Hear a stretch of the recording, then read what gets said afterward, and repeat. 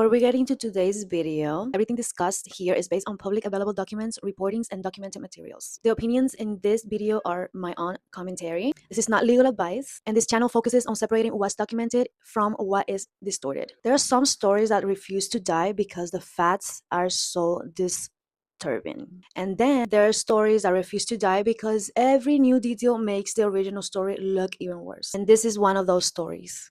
Because this is not just a story, this is Jeffrey Epstein. It is also a story about Bill Gates, about repeated meetings after Epstein was already convicted sex offender, about foundation staff being pulled into that orbit, about a Russian bridge player named Mila Antonova, about tuition, housing, emails, and what later reportings described as an apparent attempt by Epstein to use knowledge of Gates' private life as a leverage. And what makes this story so difficult is that it lives in two worlds at once. One world is the documented one, emails, calendars, photos, and foundation statements. The other world is the internet version, where every association instantly turns into certainty and every gap gets filled with whatever theory feels most satisfying. So today we are going to slow all the way down. We are going to talk about who the main people are, what the documents actually showed, what later reporting added, what Bill Gates admitted, what the Gates Foundation said, and why this became such a reputational disaster even though Gates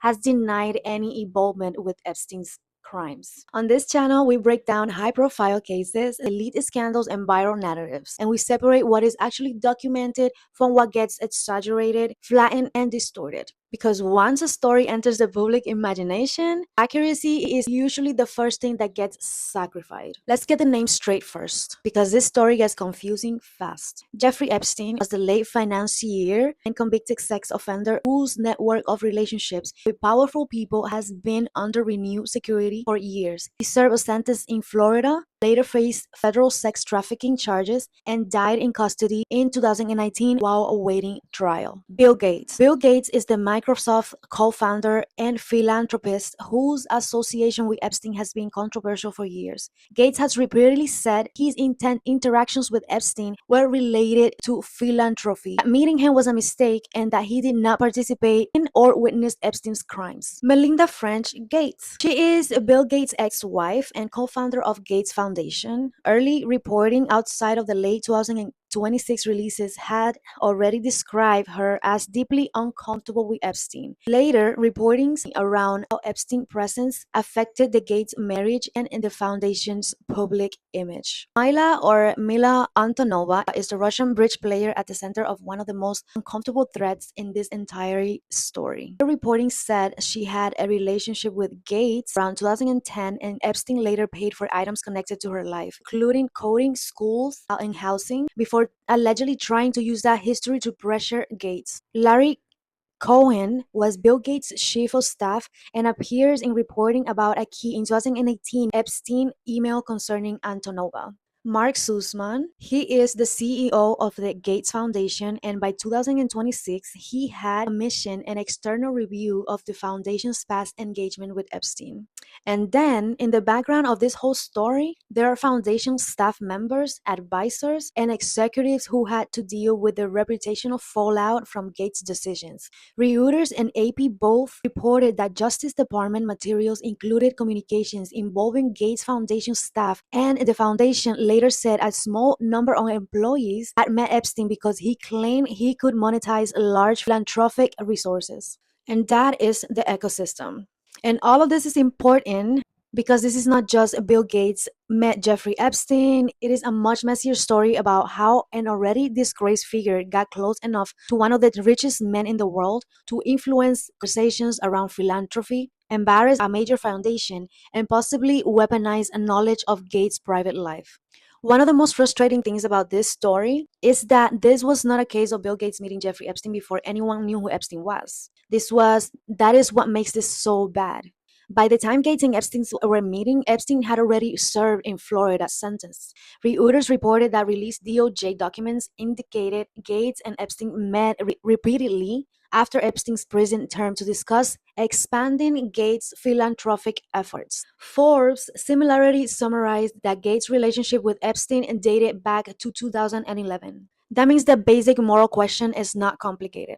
This was nobody knew. This was, why were you spending time with him anyway? And that question only gets harder when you look at how Gates himself later described the situation. Reuters reported that Gates told Foundation staff it was a huge mistake to spend time with Epstein and bring Gates Foundation executives into meetings with him. The Guardian separately reported that same apology line along with Gates' statements that he did not participate in Epstein's crimes. That is the first major point of this episode. Even Bill Gates, years later, did not defend this decision. He defended his intentions, but not the judgment. And honestly, that is the correct reaction. For years, Gates' basic explanation has been that his interactions with Epstein were centered on philanthropy. Reuters, AP, and others reporting all repeat that position. Gates says the relationship was confined to philanthropy related discussions and that meeting Epstein was a mistake. Foundation also said it did not make financial payments to Epstein and never employed him. AP added that the foundation said it never created a joint fund with him either. On paper, that sounds like a clean defense, but it never landed cleanly in public because the obvious response is why will philanthropy require repeated meetings with Jeffrey Epstein of all people? That is where later reporting gets important. One summary of the documents reported that Epstein was trying to get Gates involved in a donor advised fund or a billionaire giving vehicle. The point is not that this project succeeded by the foundation's account. It did not. The point is that Epstein had found an entry point into Gates' world by presenting himself as someone who could unlock money, prestige, or new philanthropic structures. And that tells you something deeply uncomfortable.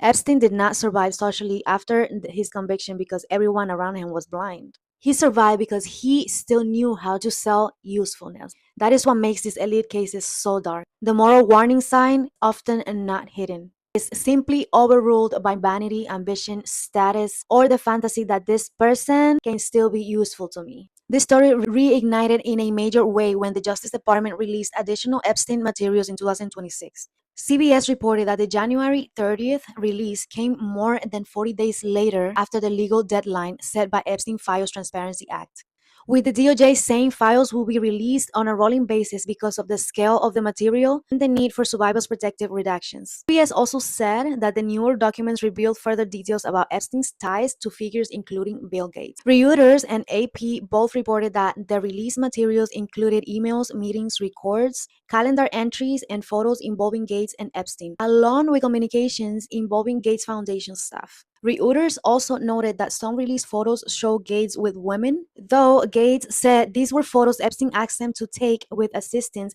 after meetings. That matters because once something becomes a documentary instead of anecdotal, the emotional texture changes. A rumor is one thing, a calendar entry is another, an email is another, a photo is another. Even when those items do not prove criminal wrongdoing, they make the relationship harder to minimize. They make the whole thing feel tangible. And once the public can see the paper trail, it stops being Bill Gates once made a bad call. It starts looking like a repeated partner, someone he should have known better than to be anywhere near. Now we need to talk about Mila Antonova, because this is where the story shifts from bad judgment to something far more personal than manipulative. According to later reporting summarized in multiple outlets, Antonova was a Russian bridge player who, through her attorney, said she had a relationship with Bill Gates around 2010. The Guardian reported in 2023 that sources familiar with the matter Epstein appeared to threaten Gates by leveraging knowledge of his relationship with Antonova after Epstein paid for her to attend a self-recording school. Later 2026 summaries said DOJ materials also showed Epstein supported Antonova financially with housing and other assistance for a period of years. This is the point where the story gets deeply ugly, because if the reporting is accurate, Epstein was not hanging around Bill Gates just to talk philanthropy.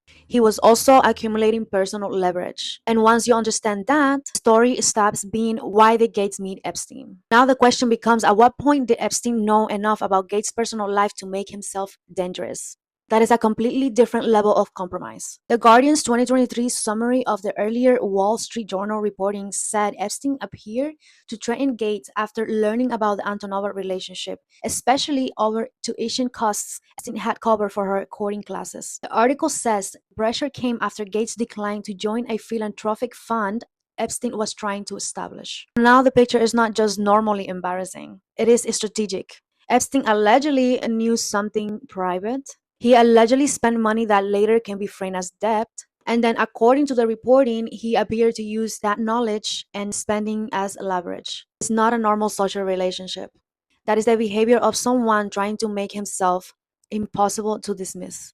One of the most memorable details from the later reporting was a 2018 email Epstein allegedly sent to Bill Gates' chief of staff, Larry Cohen. Fortune's summary of the DOJ material said that the email included the line "playing with fire" and was sent after Epstein had put Mila Antonova up to one of his Upper East Side apartments for the week. The same reporting said Antonova had been receiving financial help from Epstein for years, and Epstein wanted Gates' team to know. That detail is important because it shows intent. It's not passive background knowledge. This is active signaling. Someone connected to you sends your chief of staff something like that. That subtext is not subtle. The subtext is, I know something you would rather not have become public. For a story like this, subtext matters because every wealthy, powerful people often do not communicate pressure in blunt movie villain language. Pressure is conveyed through implication, context, and selective reminders. That is what makes this whole thing feel so sinister. Not because the email proves every theory people online might invent, but because it shows credible mechanism through which Epstein could make himself useful and threatening at the same time. Let's do a distortion check. The distorted version is because Bill Gates exchanged emails, photos, meetings with Jeffrey Epstein, that automatically proves that Gates participated in Epstein crimes. The documented version is narrower and more precise. Released DOJ materials and later reporting show repeated meetings after Epstein's prison term, communications involving Gates and Gates Foundation staff, images tying the two men to the same social and philanthropic orbit, and reporting that Epstein appeared to try to pressure Gates using knowledge of an extramarital relationship with Mila Antonova. Gates denies wrongdoing in Epstein's crimes and says his relationship was about philanthropy and was a mistake. That distinction matters because if you collapse everything into every contact equals a guilt, you lose credibility. But if you pretend all of this was harmless because Gates says the meetings were philanthropic, you lose a reality. The truth sits in the uncomfortable middle. This is a story about terrible judgment, image damage, compromised boundaries, and a convicted sex offender getting far too close to one of the most powerful men in the world. By early 2026, Bill Gates was no longer just quietly regretting these associations in interviews. The others reported that he took responsibility for his actions in a town hall with Gates Foundation staff. The Guardian reported that he apologized to staff over his Epstein ties and admitted to two affairs while still insisting he did nothing illicit with Epstein. Reuters also reported that Gates said it had been a huge mistake to spend time with Epstein and to bring Foundation executives into meetings with him. That apology matters for two reasons. First, because it shows the damage had reached the foundation itself. This was no longer just a personal reputational story, it had become an organizational one. Second, because Gates reportedly admitted not just to the Epstein mistake, but also two affairs with Russian women. Public summaries identified one as a Russian bridge player and another as a Russian nuclear physicist. People style summaries tied to the bridge player description directly back to Mila Antonova. That winded the fallout because now the story had three overlapping tracks: Gates' public judgment, Gates' private conduct, and the question of how much Epstein knew, cultivated, or exploited. Once those tracks merge, the public stops hearing philanthropy as a sufficient explanation. They start hearing he should never have let this man anywhere near his world. Gates Foundation tried to draw some hard lines about the situation. AP reported that the foundation said it made no financial payments to Epstein, never created a fund with him, and that only small numbers of employees interacted with him because he claimed he could mobilize major philanthropic resources. Reuters similarly reported that the foundation said it never paid or employed Epstein and regretted any staff interactions with him. By April 2026, that was not enough to end the controversy. Reuters and AP reported that the foundation had launched an external review into its past engagement with Epstein, led by CEO Mark Sussman, with an update expected for board and management later in the year. The stated purpose was to assess past engagement and improve policies for preventing future partnerships. That review is significant because institutions do not launch external reviews unless they recognize that the story has moved beyond the simple PR cleanup. And that to me is one of the most important points of this episode. The Gates Foundation is one of the most influential philanthropic organizations in the world. If even that institution can end up explaining why its staff were in an orbit with Jeffrey Epstein because he claimed he could unlock money and access, then you are looking at a broader lesson about elite decision making. Usefulness can override morality far too easily. You cannot tell the story honestly without mentioning that French Gates. Before the 2026 scrutiny, reporting had already painted a picture of someone who was not comfortable with Epstein at all. Business Insider, rising a later book account, reported that Melinda said meetings with Epstein were left her unsettled and that she regretted it immediately. Earlier, public reporting also said she disliked Bill Gates' meetings with Epstein. Why does that matter? It means that there were warning signals inside Gates' own world, not just the outside of it. It was just not a random public insight. There were people close enough to be disturbed by it in real life, in real time. And that makes the later defense of, I thought it might help philanthropy, feel even thinner. If the benefit was speculative and the moral risk was obvious enough to unsettle your own spouse, then the decision becomes harder and harder to justify. Again, that is not a legal conclusion. That is a judgment conclusion. Viewers understand that difference instinctively. At first glance, this looks like an Epstein story. At second glance, it looks like a Bill Gates story. You zoom out, it is really a story about how elite people convince themselves that reputational toxicity can be managed if the potential upside is big enough. That is the through line. Jeffrey Epstein had already crossed a line that could have made him socially radioactive. And yet he remained capable of drawing in academics, philanthropists, advisors, celebrities, and powerful men who thought they could be around him for a purpose, while being morally contaminated by proximity itself. The later file releases, reportings, and foundation review all point back to that same dynamic. And then in the specific Bill Gates threat, you have something even worse. Suggestion that Epstein did not just gain access to philanthropic circles. He gained access to deeply personal vulnerabilities. That is why the story sticks. It's not simply about whether Bill Gates committed a crime in relationship with Epstein. He says he did not, and he has not been accused of wrongdoing Epstein's crimes by the outlets cited here. It is about the fact that he was close enough to Epstein to make the situation more compromising, humiliating, and institutionally damaging. That alone is a huge story. So where do we land? We know that released Justice Department materials showed repeated meetings, communication, and photos tying Bill Gates and Jeffrey Epstein to the same orbit after Epstein's prison term. We know Gates later called those meetings a huge mistake and apologized to the foundation staff. We know that Gates Foundation said it never paid or employed Epstein, but also regretted any staff interactions and launched an outside review. And we know that later reportings described a disturbing Mila Antonova thread in which Epstein allegedly paid for tuition and housing and then appeared to use that knowledge to pressure Gates. What we do not know from the reporting cited here is that Gates participated in Epstein's crimes. The available public reporting here does not say that, and Gates denies any such wrongdoing. But that does not make this a small story. It makes it a different kind of story. A story about success, a story about compromised judgment, a story about how wealth and philanthropy can become excuses wealthy people can use to walk past obvious moral red flags. And a story about what happens when a predator is allowed to make himself valuable to people who should have known better. If you made it this far, I want your take. Do you think this story is mainly about Bill Gates' personal judgment? Or do you think the bigger issue here is how easily Jeffrey Epstein was still able to sell access, usefulness, and influence to elite institutions, even after he should have been untouchable? Leave your thoughts in the comments below. Like, subscribe, and turn on notifications if you want more deep dive breakdowns like this. Separate the narrative from the record. This is Reality Distortions.